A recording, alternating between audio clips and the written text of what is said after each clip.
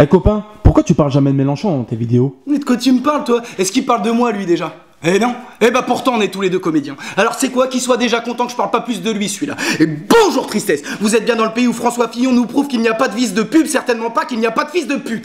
La dernière fois qu'on a vu un trou de balle se balader avec autant de fierté, c'était celui du Chaboté. Je le regarde halluciné comme Guedes qui guette Aurier pendant qu'il truste les JT, le français pense à ses plaies. On est la 12e semaine de l'année et Valérie Pécresse a passé une clause comme quoi il était obligatoire de parler français sur les chantiers en France maintenant. Mais putain, mais on touche le fond du débile dans ce pays. Mais vous avez déjà foutu les pieds sur un chantier ou jamais, hein? Eh, faudra pas vous plaindre si vous retrouvez un bidet à la place du canapé, d'accord, hein, ou un Velux au niveau du lino. Je vous aurais prévenu. Alors, on va commencer la semaine avec la saga François Fillon, hein, parce que le mec, c'est un obèse dans l'encadrement d'une porte. Il est absolument incontournable. Je peux te dire que celui-là, quand il a fini de tirer la France, c'est une scène de crime, le bordel. Tu comptes les douilles, mon pote. Alors, on a appris qu'il avait reçu 50 000 € de prêt non déclarés par son ami là, de la Chartière, je sais pas quoi, toujours le même, hein, celui qui avait donné 100 000 palos à sa femme pour qu'elle écrive 2 pauvres articles dans une revue littéraire, celui à qui François Fillon a remis la Légion d'honneur et qui l'a aidé à avoir une de ses demeures classées monument historique. Hein. Alors, la défense de Fillon, toujours incroyable. Oui, mais le prêt a été remboursé. Eh mais on en a rien à foutre que vous vous carottiez entre riches, hein. L'illégalité réside dans le fait que le prêt il soit pas déclaré, on s'en fout qu'il soit remboursé. Également, on a appris qu'il s'était fait offrir 50 000 palos de costards par un généreux ami anonyme, mystérieux, qui n'est plus tellement mystérieux puisque ce serait un avocat au cœur du réseau France-Afrique. Alors, surtout, alors au-delà du fait hein, que ça a été payé en cash, d'accord, déjà à noter que François Fillon, il a plus ou moins le PIB du Gabon dans sa garde-robe, mais il arrive à avoir moins de swag que ton grand-oncle alcoolique qui vit dans le Cantal, hein, c'est quand même à noter. Alors, au-delà du fait qu'au-dessus de 150 € de cadeau, t'es censé le déclarer à l'Assemblée nationale, ça pue quand même à plein nez le combiné corruption, blanchiment d'argent, cette affaire. Hein, à l'hippodrome des escrocs, mon pote, tu sens le quintet à plein nez. Hein, abus de biens sociaux, détournement de fonds, putain, trafic d'influence, oh, mais on en oublie, corruption, mais tu es quelqu'un d'incroyable. Fais une pause, bordel de merde. Après ça, on apprend que ces enfants, ils reversent jusqu'à 70% de ce qu'ils ont touché dans leurs emplois fictifs à l'Assemblée, là, à leurs parents, tranquillement. Mais putain, mais c'est beau tout ça. Eh, Français, qui vous plaignez de ne pas assez faire l'amour, votez Fillon, il vous baisera tous les jours. Et quand on regarde la défense du type, son équipe de communication, ses avocats, oh mais c'est lunaire, putain. Eh, mais ils sont absolument débiles. Dès qu'il y a une affaire qui sort, ils sont là. C'est faux, on dément, on dément. Après, les journalistes, ils disent, bah quand même, monsieur, là, c'est écrit noir sur blanc, là, c'est bien vous. D'accord, donnez-moi une minute, on fait un caucus. Ouais, on va dire ça, t'as raison. Et alors, on est en axe de défense qui parle en et alors, hein, on en est quand même là. Et quand même, hein, le mec, quand il est venu pour expliquer que la France est plus grande que mes erreurs, et j'étais là, je me frottais les yeux comme un mec qui a pas de paupières dans une tempête de sable dans le désert. Putain, derrière, il nous explique que même s'il est mis en examen, il ira à la présidentielle alors que 2 semaines avant, il disait l'inverse. Le mec parle comme si la mémoire n'avait pas été inventé, c'est quand même incroyable. Au-delà de ça, il arrive à chialer, à dire mais je ne suis qu'une victime, d'un complot, vous comprenez, c'est une atteinte à mon honneur et à ma dignité. Eh, ferme un peu ta gueule, Fillon, d'accord, hein, ta dignité, elle est discutable comme une frontière israélienne, bordel de merde. Oula, je veux beaucoup de soucis pour une vanne, moi.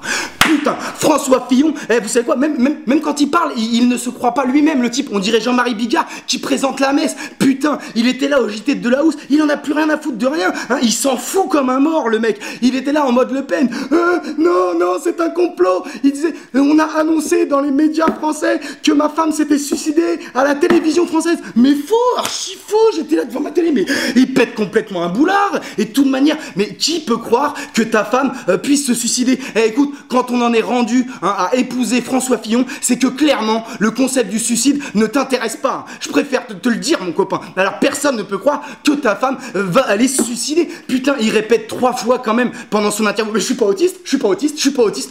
T'avais tous les autistes de France qui étaient soulagés dans leur canapé. Putain, ça leur a enlevé un poids de se rendre compte qu'ils étaient pas François Fillon. C'était incroyable. Putain, donc il est là. C'est une manipulation des journalistes et de la justice. Et t'as le vieux Delahousse qui dit, ah bon, mais qui a orchestré tout ça selon vous? Mais putain, j'étais à 2 doigts de foutre une baffe dans ma télé pour lui faire une chorégraphie à sa mèche de Stewart à celui-là, mais je me suis rappelé que Fillon il voulait augmenter la TVA, c'est pas le moment de péter du matos, hein.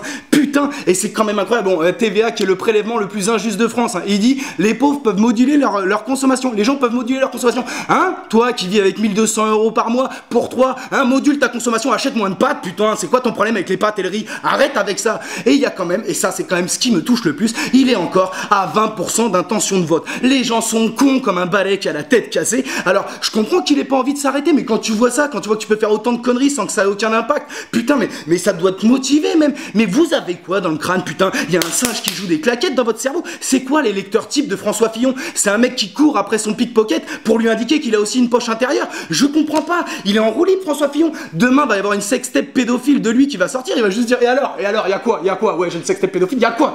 Et on en est là, hein? C'est quand même incroyable. Qu'est-ce que vous comprenez pas? Si vous êtes plus libéral que raciste, vous votez Macron. Et si vous êtes plus raciste que libéral, vous votez Le Pen. Ah merde, non, Le Pen, elle a encore plus de casserole au cul. Alors là, Madame Le Pen, si tu veux, alors elle soutient tellement la police qu'elle leur économise quelques heures en ne se rendant pas aux convocations du juge. Hein, bon, elle c'est pareil, un blanchiment, soupçon de blanchiment, de corruption, elle en a plein la gueule. Je sais pas si vous avez vu, pour une fois, il y a eu un beau reportage sur Envoyé spécial sur le micro partisan. Oh, mais très très beau siphon de l'argent des Français. Hein. Très très efficace. Si Marine Le Pen est aussi efficace pour blanchir la France que pour blanchir l'argent des Français, mais putain, dans 3 ans, on prend tous des coups de soleil au mois de décembre. Je préfère vous le dire. C'est quand même incroyable, hein. Alors, elle dit j'aime la France, et ben moi je dis je trouve que c'est un mariage coûteux, Marine, d'accord? Je trouve que c'est un mariage coûteux, et ils sont là à crier au complot journalistico, juédo, franc-maçonnico, islamo-gauchiste, et ils sont là, et tous les matins dire on est invité nulle part à la radio, alors que les mecs maintenant, c'est plus des hommes politiques, c'est des animateurs de matinale radio, tous les matins ils sont là à dire aujourd'hui je profite de mon invitation pour dire que je ne suis jamais invité dans les médias, et demain je reviendrai, parce que c'est important de le répéter. Putain, mais j'en peux plus, et les gens ils mordent, les gens ils sont crevés, tu vois, ils en peuvent plus, ils jugent à la couleur du fruit, hein, ils se sont trop fait baiser, ils veulent plus palper, renifler le fruit, et je peux comprendre. Et vous savez quoi, on est rentré dans l'ère des cons, voilà, hein, la vérité, les faits, tout ça, ça n'a plus aucune importance. La seule chose qui compte, c'est l'autodestruction, hein, idéologique, c'est l'autodestruction idéologique et émotionnelle. Voilà, et ben vous savez quoi, de toute manière, les cons, le règne des cons vaincra. De toute manière, c'est étonnant qu'ils aient aussi peu de pouvoir, alors qu'ils ont toujours été majoritaires dans ce pays. Alors, également, j'ai une bonne et une mauvaise nouvelle. C'est que, alors je vais commencer par la bonne, c'est qu'il y a un policier qui a été jugé coupable d'homicide volontaire après avoir tiré une balle dans le dos d'un jeune pendant une course-poursuite. Alors, bon, le flic plaidait la légitime défense de la balle dans le dos en étant braqué par un pistolet imaginaire. Alors, les jurés en première instance avaient été touchés par son imagination et ils l'avaient relaxé. Là, ça n'a pas été le cas. La mauvaise nouvelle, c'est que quand on est un policier et qu'on est condamné pour homicide involontaire, on prend 5 ans, roulement de tambour de la fils de puterie, avec sursis. Mais vous savez, on est tellement loin en termes d'impunité policière que ça paraît presque être un premier pas et un semblant de dignité rendu à la famille. Force à la famille et force aux autres familles des victimes.